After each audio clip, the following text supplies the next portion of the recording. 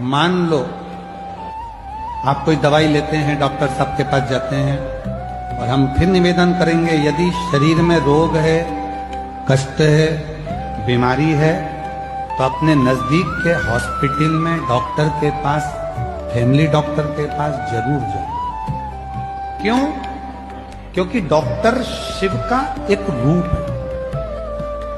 शिव महापुराण में डॉक्टर को शंकर माना गया, क्योंकि शिव के पास भी विश्वास लेकर जाते हैं और डॉक्टर के पास भी विश्वास लेकर जाते हैं। शरीर में रोग आया है, बीमारी आई है, डॉक्टर के पास जाओ, वो जांच का बोले जांच कराओ, दवाई का बोले दवाई खाओ।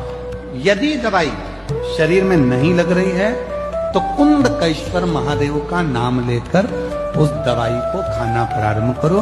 धीरे धीरे मेरा भोलेनाथ आपके स्वास्थ्य को आराम देना प्रारंभ। कुंडकेश्वर